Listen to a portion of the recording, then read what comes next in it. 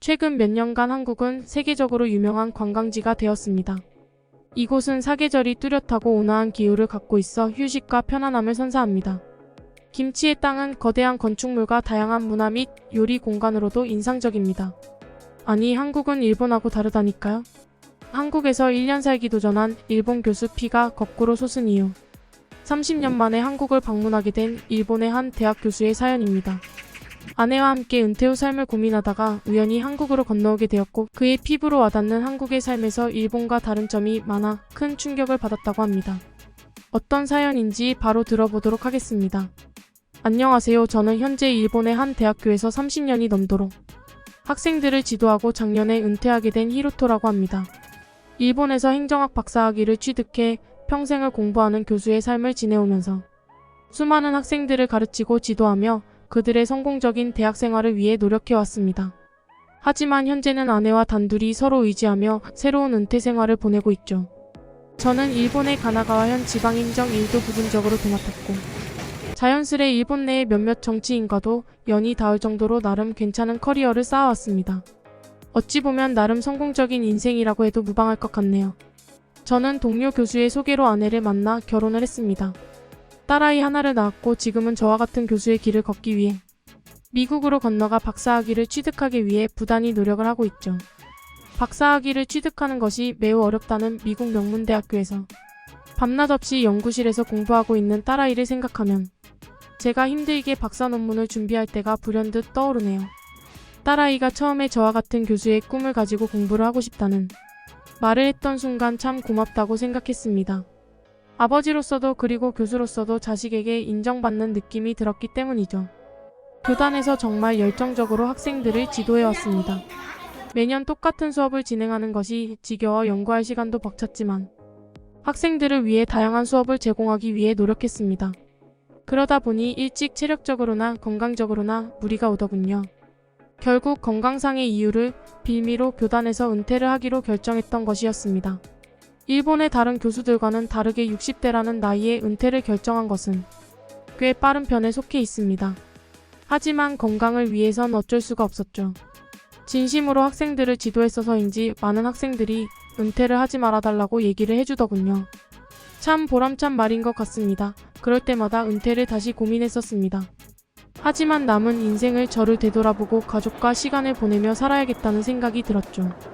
아내는 제가 성공적으로 교수 생활을 할 수 있도록 묵묵히 옆에서 내조를 해주었습니다. 아내도 동양화 전공자로 화가라는 꿈이 있었지만 꿈을 포기하고 저를 위해 육아와 내조를 도맡아준 것이죠. 늘 우리 가족을 위해 희생해준 아내에게 감사하고 미안할 따름입니다. 그래서 저는 남은 노후는 아내와 행복하고 새로운 경험을 쌓는 삶을 살기로 다짐했죠. 그간 교직 생활을 하며 모아둔 돈과 미국 주식에 일부 장기 투자를 해놓았기 때문에 노후를 위한 자금은 어느 정도 해결할 수준입니다. 국 S&P 500이나 제가 생각하기에 미국 S&P 500이나 배당 ETF 투자는 노후 자금을 불려줄 수 있는 가장 좋은 방법이라고 생각합니다. 여러분들도 항상 노후를 위한 투자는 염두에 두고 있으셔야 하니 꼭 고민해 보시기 바랍니다. 아무튼 그 결과 저와 아내는 함께 처음으로 해외에서 1년 동안 살아보기로 했습니다. 요즘 들어 젊은 친구들은 물가가 싼 동남아에서 한 달 살기 같은 라이프 스타일이 많이 퍼져 있는 것을 착안한 아이디어였습니다. 아내 또한 많이 기뻐하더군요. 당장에 미국이나 유럽 쪽으로 나가서 1년을 지내볼 생각도 있었지만 저는 아내와 상의해 1년 동안 한국에서 살아보기로 결정했습니다. 사실 저는 한국과 밀접하게 관련이 되어 있었습니다. 행정학 박사를 취득하면서 논문을 쓸 때 한국의 행정 시스템에 대해서 정말 많은 자료들을 들여다볼 수 있었고 수준 높은 한국 행정 시스템에 대해서 지속적인 관심을 가지고 있었죠. 때문에 한국에서 1년 동안 살아보기로 결정했던 것입니다.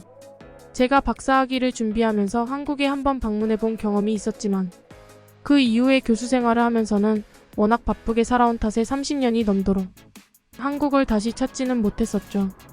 때문에 오랜 시간이 흘러 찾아간 한국이 어떻게 변했을지 굉장히 궁금한 것도 많고 다시 찾아가 보고 싶은 곳도 많았습니다. 아내와 저는 한국에 가기로 결정한 뒤 곧바로 출국 날짜와 1년간 머물 숙소와 한국에서 가볼 만한 장소들을 정리해 나갔죠.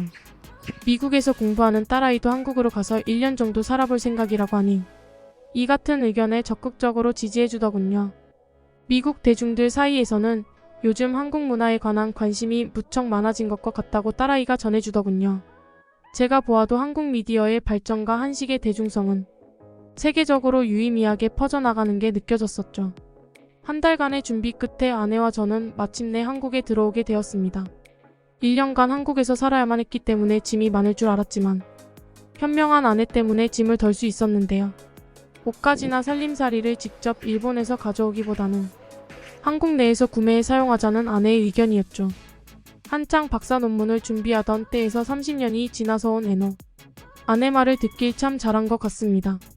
한창 박사 논문을 준비하던 때에서 30년이 지나서 온 한국의 인천공항의 모습을 처음 본 저는 정말 깜짝 놀랐습니다. 2027년도부터인가 한국의 GDP가 일본을 추월한다는 기사를 신문을 통해 접한 적이 있습니다. 눈앞에 펼쳐진 인천공항의 모습에서 제가 본 기사가 피부로 확 와닿는 것 같았습니다. 박사 논문을 쓰고 있을 때 미국엔 자주 갔었습니다. 때문에 미국의 여러 공항들을 다녀봤었죠. 한국 인천공항이 미국 공항들보다 비교해 카드 규모적으로나 입국 절차 같은 행정적 시스템이 매우 훌륭하다고 생각되더군요. 바코드. 아내도 연신 감탄사를 내더라고요. 입국 심사를 받고 공항 안쪽으로 들어서자 청결한 널찍한 공간들이 드러났고 세계 여러 나라 사람들이 이용하기 편리하도록 다양한 인프라를 만들어 놓았더군요. 곳곳마다 무인 로봇이 돌아다니며 공항 내부를 설명해 주었는데 굉장히 큰 충격을 받았습니다. 사실 일본은 매우 오리지널스러운 것을 고집해 왔기 때문에 국가 행정 시스템이나 일상 속의 다양한 편의 시스템들이 아직 디지털화를 제대로 갖추지 못하고 있습니다. 8. 아직도 도쿄 시내에서도 신용카드 결제가 안 돼서 현금 결제만 받는 곳이 많고 어플을 이용해 페이 결제하는 곳은 더더욱 찾아보기 힘들죠. 그래도 시민들의 요구 때문에 편의 시스템은 조금 빨리 변하고 있습니다. 하지만 국가 행정 시스템은 아직도 제자리에 머물러 있죠. 일본에서 선거를 진행할 때 아직도 수기투표로 해서 일일이 사람들이 확인해 개표를 진행합니다. 이런 시스템은 많은 인력과 비용을 낭비할 뿐만 아니라 시간도 굉장히 많이 소요됩니다. 행정학 박사인 저는 이러한 시스템을 빨리 개선해야만 한다는 목소리를 냈지만 정치권에선 이를 전혀 받아들이려 하지 않았죠. 오히려 변화해야 한다는 목소리를 억압하고 전통을 무시한다는 분위기로 몰아가 영향력을 잃게 만들었습니다. 저도 그러한 정치 권력에 대한 피해자이기도 합니다. 사실 이러한 내용이 교수직에서 은퇴하게 된 이유 중 하나이기도 합니다.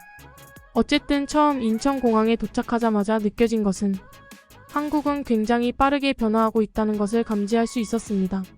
공항을 빠져나온 아내와 저는 우선 1년간 한국에서 살게 될 삼성역에 있는 오피스텔로 이동하기로 했습니다. 안내 로봇을 통해 지하철역으로 가는 방법을 익히고 친절한 한국 국민들의 도움으로 손쉽게 공항철도를 탈 수 있었습니다. 일본이 굉장히 지하철 시스템이 잘 갖추어져 있다고 저 나름대로 판단하고 있었는데 한국 지하철 시스템은 일본과 비교하면 혁신에 가까웠습니다. 일본 여행을 많이 다녀보신 분은 아시겠지만 일본은 호선마다 투자처와 관리하는 민영업체들이 다르기 때문에 티켓을 구매할 때 굉장히 신중하게 알아보고 결제를 해야 합니다. 하지만 한국에선 보증금을 이용해 카드 하나를 발급하고 그 카드로 아주 복잡하게 얽혀있는 모든 지하철 호선을 이용할 수 있었죠. 지하철 환승이라는 걸 저는 한국에 와서 처음 해봤습니다. 이런 것이야말로 정말 혁신적이고 시민들에게 가장 피부에 와닿는 행정 시스템 개선이라고 생각됐습니다. 이러한 환승 시스템을 갖추기 위해 결제 시스템이나 수많은 디지털 보안 등이 개발됐을 것입니다. 그리고 이런 역량은 또 다른 산업 분야로 확장되어 또 다른 산업들에 들어갈 비용과 시간을 감소시켜 줄 것임에 분명했죠.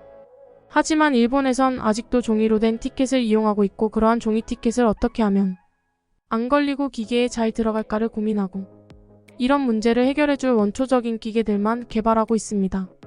이러한 현실을 마주하자 학자로서 씁쓸한 마음을 가지게 되기도 하더군요. 한국의 성장한 모습을 마주하면서도 비교되는 일본의 현실에 안타까움을 느끼면서도 이러한 한국에서 1년 동안 보고 배우며 제 자신이 성장할 수 있는 기대감에 오랜만에 흥분감도 생기더군요. 공항철도와 지하철을 이용해 편리하게 숙소에 도착할 수 있었습니다. 도착한 시간이 5시 정도가 되었는데 이른 저녁이었지만 아내와 저는 꽤 출출했었죠. 요리하는 것을 좋아하고 특히 한식 만드는 것을 좋아했던 아내는 근처에 있는 맛집을 딸아이가 추천해 주었다면서 가보자고 하더군요. 짐을 간단하게 정리하고 아내와 함께 삼성역 현대백화점을 지나 음식점들이 많은 곳으로 향했습니다. 한국말로는 먹자골목이라고 하더군요. 저와 아내의 한국에서의 첫 식사는 삼겹살이었습니다. 한국 사람들이 가장 사랑하는 음식이라고 하더군요.